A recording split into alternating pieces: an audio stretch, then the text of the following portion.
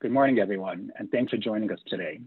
My name is Saqib, Bhatti, and I'm the co-executive director of the Action Center on Race and the Economy, or ACRE. We're joined here today by several Alderpeople and community leaders who are calling on Mayor Lori Lightfoot to make sure that Chicago's $1.9 billion from the American Rescue Plan goes towards relief and recovery for our hard-hit Black and Brown communities on the city's south and west sides, not to JP Chase, other Wall Street investors, and the cops. The past year has shown us what happens when you layer a public health crisis on top of the racially inequitable conditions we have in our city. COVID-19 ravaged the Black and Brown neighborhoods in the city that had already been suffering from decades of disinvestment and over-policing under mayors like Richard Daley and Rahm Emanuel.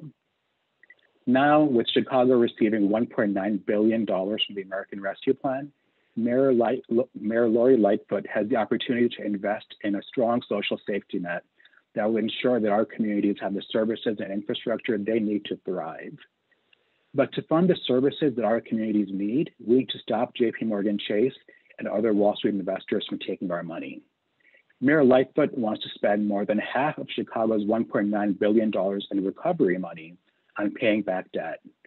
This includes paying $465 million to JP Chase. And the mayor wants to spend the rest of the ARP funds on plugging holes in our 2021 budget, which prioritizes policing over community needs.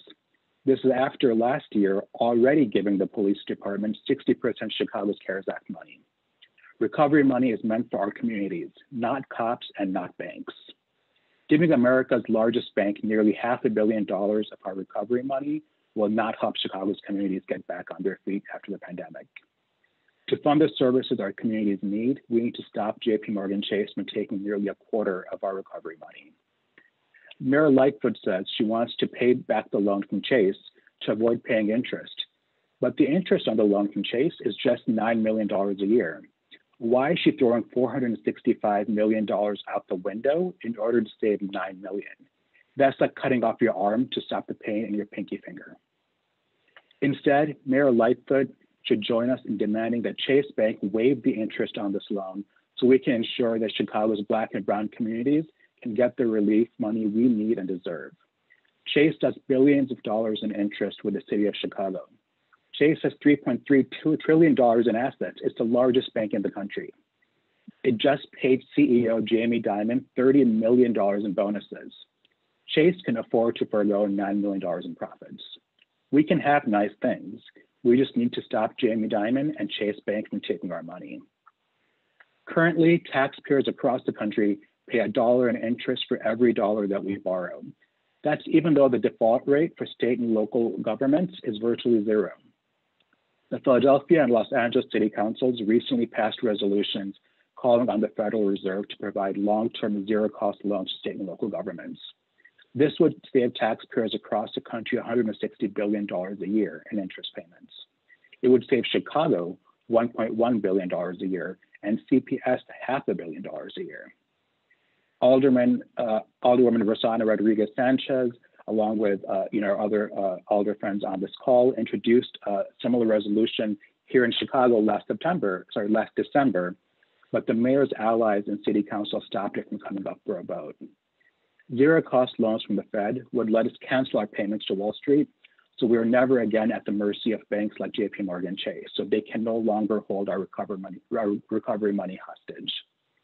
Banks like Chase have a long history of overcharging and defrauding taxpayers. That is why we need to cancel Wall Street. So we asked Mayor Lightfoot to join us today in calling on Chase to waive the $9 million in interest on this loan to the city and to call on the Federal Reserve to offer us zero-cost loans. The American Rescue Plan funds are our rescue money. They should go towards communities reeling from the crisis, not to Wall Street's biggest bank. We need to ensure that our communities have the services they need, but we can only do that if we stop Chase and other investors from taking our money. We need Mayor Lightfoot to put our communities first, not cops and not banks. Next, I will pass it over to Alderwoman Rossana Rodriguez-Sanchez from the 33rd Ward. We want to make sure, Saqib, that if folks have questions about the fact sheet or what you just laid out, that we take a moment to answer those. Any questions about the fact sheet, you can raise your hand or you can send me a chat and I'll unmute you. I've also shared a link to the fact sheet in the chat for everyone.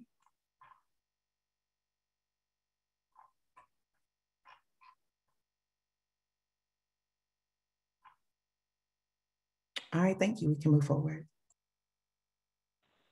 Good morning, everybody. My name is Rossana Rodriguez-Sanchez. I am the alderman of the 33rd Ward, and I am here today because we need to ensure that the American Rescue Act funds that the city of Chicago is going to receive is going to go towards actual recovery for our communities. Recently, we found out that the city of Chicago spent $281 million of discretionary CARES Act funding on the Chicago Police Department. And it is incredibly saddening that during a pandemic, the main service that we had to provide the city of Chicago was policing. The city of Chicago sent police to perform wellness checks during a pandemic. The city of Chicago had 13,000 police officers during the pandemic, and the Department of Public Health had less than 500 employees during a pandemic. We are not funding the needs of the people. We gave money to the police, and now the mayor is threatening with giving that money to banks as well. And that is not sustainable. $68 million of the CARES Act funding went unused when there's so many needs in our communities. So we are here today to make sure that Mayor Lori Lightfoot does the right thing this time, and that we use the money that is coming to meet the needs of our communities. I'm going to say this briefly in Spanish at this point. Hola a todo el mundo, mi nombre es Rossana Rodríguez, yo soy la concejal del Distrito 33. Estamos aquí hoy porque queremos asegurarnos de que el dinero que va a venir de los fondos de alivio por el asunto de la pandemia van a ser utilizados para trabajar las necesidades de nuestras comunidades y no van a ir a la policía ni a los bancos. Ahora mismo sabemos que la ciudad de Chicago utilizó 281 millones del dinero del CARES Act para dárselos a la policía. En un momento en que nuestras comunidades tenían tantas necesidades, la policía fue quien se envió a hacer revisiones de salud, revisiones de bienestar, que se debieron haber hecho a través de otras instituciones y agencias, que se debieron haber provisto muchos más servicios para la gente. También hubo 68 millones de dólares que no fueron utilizados. Así que queremos asegurarnos ahora mismo que la alcaldesa de Chicago, Lori Lightfoot, va a hacer lo correcto esta vez, que ese dinero no se va a utilizar para la policía, que ese dinero no va a ir a los bancos a pagar deudas e intereses, y que vamos a poder proveerle a la gente los servicios que necesitan para poder estar bien y estar saludables y tener la ciudad que todos nos merecemos. Así que ahora con ustedes, el concejal Byron Sigcho-Lopez. I'm going to pass it on to Alderman Byron Sigcho-Lopez. Thank you. Thank you, Alderwoman Rossana Rodriguez-Sanchez, and thank you everyone for being here, especially ACRE for putting us all together. It is clear as Alderwoman Rossana Rodriguez-Sanchez mentioned, the broken priorities that the city has had for the last 2 years. This has left devastation and pain in our communities. The pandemic, on top of the pandemic of violence that have really hurt our communities and bring devastation, needs to be addressed with relief and resources. Just this last Tuesday, we had a hearing in the community of public, in a joint hearing with the public health and also the public safety committees to discuss the priorities that we have in our communities at the local level. We have heard from experts on the field about the real situation of our communities and the devastation that this pandemic has left in the most vulnerable neighborhoods across the city. Mr. G2 Brown, a longtime organizer and director of Journey for Justice Alliance, has laid out a plan, a comprehensive and holistic approach to address the many many issues that we have in our community laid out in the quality of life for our communities. This plan cannot come in a much more pressing time when we see our communities being devastated and continue to suffer. At the same time, as our community in this plan is demanding for mental health services, we see other municipalities already making commitments and investment using federal relief. The city of New York, as of 2 days ago, already committed approximately $135 million for mental health investment, including a $22 million investment to have mobile mental health units to respond to crises, as it was proposed in Chicago by the Treatment and No Trauma Ordinance. We also have seen coalitions in the city of Chicago, like the coalition of the Union of the Homeless, proposing and demanding that we address the issue of homelessness and the shortage of 120,000 affordable housing units that we have currently in the city of Chicago. We also heard from many young people, youth, who came to testify, who demanded and asked for relief and not more police repression and austerity that is affecting our classrooms when we do not have the very basics, social workers, nurses, diverse learners who need extra support in the classroom, and of course, arts, music, and other important elements in quality public education. We also continue to see the lack of support and for our most vulnerable in our families who need relief. The council has also proposed, and we have seen very clear evidence of the effectiveness of relief, like the universal income for many families who are right now essential workers who are unemployed. This is just to name a few, including the Peace Book, to address violence in our community and after-school programming. However, the city continues to prioritize the demands of the super rich, the corporations and billionaires who continue to demand the city bail them out instead of bailing the communities who need it the most. In another hearing, we saw how CEOs in these very same banks who are pretending to get this funding that is critical in our communities, who did not even show up to a community hearing and a community and a city council hearing where we wanted to discuss the discrimination in our communities. They did not even show up to show us how they're going to invest in our communities. Again, the urgency of this time requires that we invest in our communities, that we invest in relief and not in banks and corporations who continue to profit in the middle of a pandemic. Brevemente en español.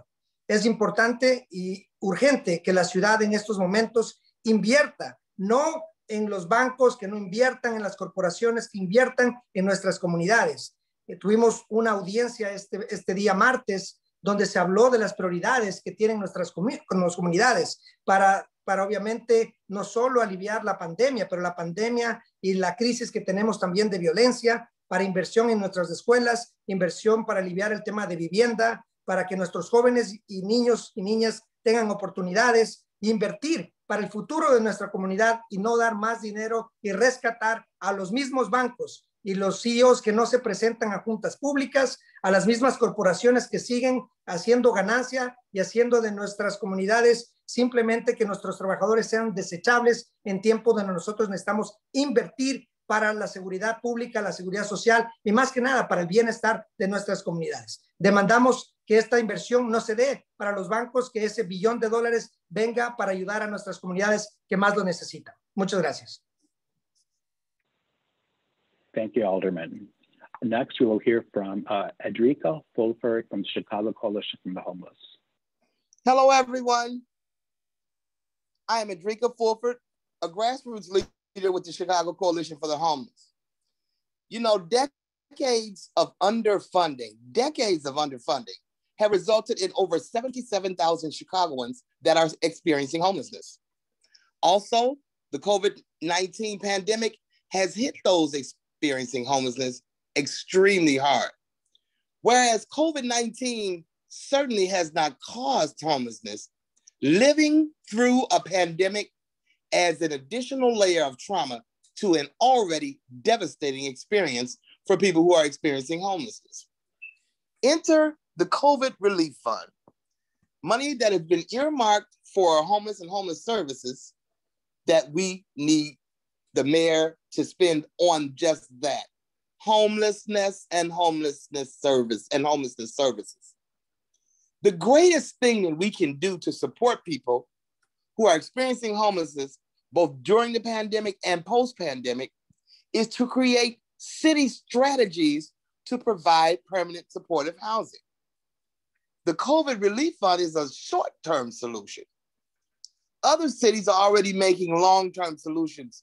They're making larger investments to address homelessness. For example, New York City, $2.2 billion. Los Angeles, $791 million. Do you know what Chicago spent last year? $24 million. It's insane. But we have a long-term solution or proposal, and it's called Bring Chicago Home. Briefly, for all of you who have not heard of Bring Chicago Home, and everyone should have heard of Bring Chicago Home, it is a campaign created to create a significant and dedicated revenue stream to afford affordable housing with wraparound services. This model, known as permanent supportive housing, is the absolute best model to get people permanently out of homelessness. We are proposing to raise the real estate transfer tax on properties over $1 million. Use that additional revenue to address the budget deficit and create a dedicated revenue stream for homelessness to fund the permanent supportive housing. The real estate transfer tax is unique because in order to change it, you need to get approval from the state of Illinois or Chicagoans via a citywide ballot referendum.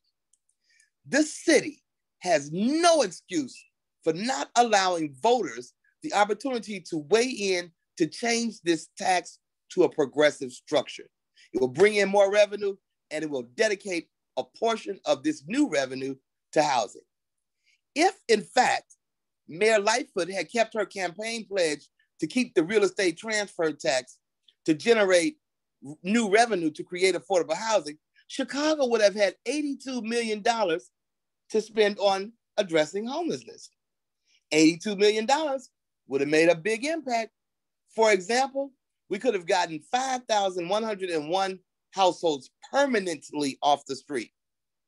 We could have created 474 new jobs, including 216 jobs through affordable housing and 258 jobs to support people who will become housed. We need to be big and bold to tackle this issue. We have the COVID Relief Fund for a short term, and we have Bring Chicago Home for a long term. Bring Chicago Home is a proposal that would nearly cut in half the people experiencing homelessness over the next 10 years. The city of Chicago must begin to make people experiencing homelessness a priority. Thank you. Thank you, Ms. Fulford. My colleague, Alexandra Goodwin from the Action Center on Race and the Economy is up next. Thank you, and good morning, y'all. My name is Alyx Goodwin, and I'm a senior organizer at ACRE, working on policing and incarceration. I'd like to use my time to support the sentiments that others have shared and also uplift the relationship between big banks like JP Chase and the Chicago Police Department. Mayor Lori Lightfoot's willingness to pay off JP Chase as opposed to providing direct relief to Chicagoans is yet another example of her commitment to putting profit over people. Financial decisions like this make room for Lightfoot to also increase the CPD budget. That's $465 million to JP Chase rather than $465 million for healthcare, jobs programs, quality public housing and education, violence prevention, or even reparations. Money going into big banks is less money for the things that communities need, which creates the conditions for over-policing or the need for police in the first place. Our communities continue to miss out on life-affirming resources under Lightfoot's spending priorities, and instead are met with more police and a city further indebted to Wall Street. Historically, banks like JP Chase have played a significant role in restricting the economic mobility of Black and Brown people through discriminatory and predatory practices, and at the same time, police have then violently reinforced the status quo. Despite this history that we are all very familiar with, Lightfoot continues to prioritize banks and thus prioritizing cops, keeping Chicago's Black and brown communities in particular in an ugly cycle of disinvestment. More money to banks, less money for community resources, and less resources in our communities means that our people are met with increased police presence and continued instances of police violence. Police, and in this case, the Chicago Police Department, are wholly ineffective because they are historically inherently violent. And when we make demands to defund and eventually abolish policing, we must also consider the role that Wall Street has played in sustaining police power in the first place. So in addition to debt service to banks, policing is one of Chicago's top budget expenses. And Lightfoot's choice to use federal relief money on banks and cops shows that why we need to both make demands for banks to cancel debt and to defund the police if we want to truly and fully invest in our communities. Thank you. Thank you, Alyx. And finally, let's hear from Alderman Daniel Laspada from the First Ward. Thank you, Saqib. I'm here, my colleagues are here because we walked this road in 2020 and we see what untransparent, unaccountable government gets you. Alderman Sigcho-Lopez and myself and others served on what we were told was going to be a COVID budget working group, where we assumed by that title, we were gonna be in partnership with the administration in working out where our CARES Act dollars went. And yet, just like the rest of the city, just like the rest of the city council, an ordinance was placed on our desks and our inboxes that we had had no hand in shaping that included $403 million going into a black box called ongoing COVID-19 related expenses.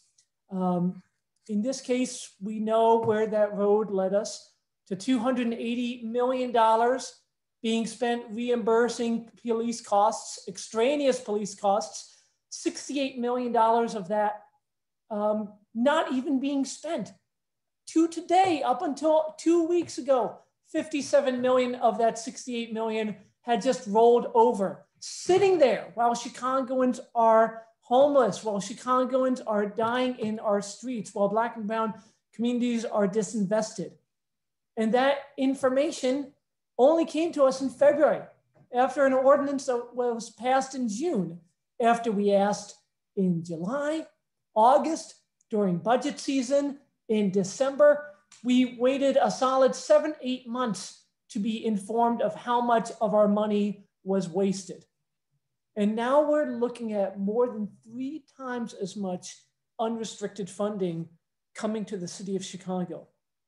We have to learn from our mistakes. If we were given opaque, unaccountable governance before, there's no reason to believe we're going to get different this time unless we fight for it, which is what we've been doing with the Right to Recovery work. If you go to righttorecovery.com, you can look at a survey now where we want to hear from our communities. How can we use these dollars to stabilize your lives, to help you be healthy, to help you thrive in this community? We've already held several town halls and have more coming to show for people to speak directly to their aldermen and to power decision makers about what they want to see these dollars used for. This is what transparent democratic governance looks like. This is what we are trying to model for our city, and I would say to our mayor, because this is not going to happen again. This level of transformative investment in our cities and in our states is a generational thing, and we need to make sure that we get it right. So this is the work that we have put our hands to, and I'm so grateful for the collaborators I see on the screen today. Thank you, Alderman. We are launching a petition this week calling on JPMorgan Chase to waive the interest payments on Chicago's loans so we can make sure that our recovery dollars go to the communities that need it most. We should not need to give half our recovery money to Wall Street and most of the rest of the police. We should not need to give $465 million to Chase Bank specifically. You can find our petition on our website at acrecampaigns.org later this week. we can open up to questions from the press. Tia Oso, our communications director at ACRE, will facilitate the Q&A. Thanks, Saqib. So again, if anyone has any questions, you can use the reaction function to raise your hand, and I'll see it here in the view and I can unmute you. If you'd like to contact us to follow up with any of our speakers for one-on-one interviews, you can email me at tia@acrecampaigns.org. I'll also drop my email in the chat for you so that you can contact me and reach out, and we can connect you with our speakers as well.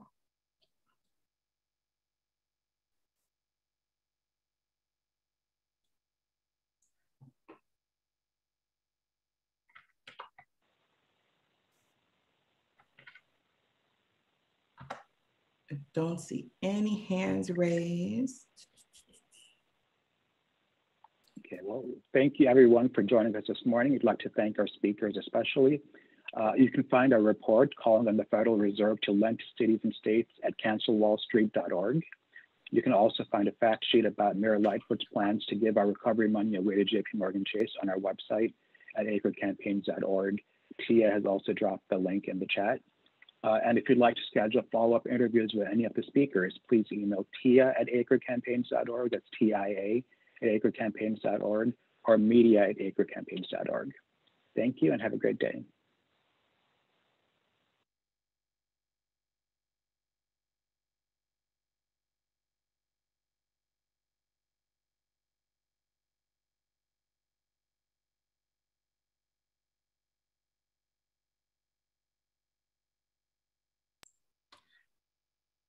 All right, wonderful. Thank you, everyone. Have a great rest of your day.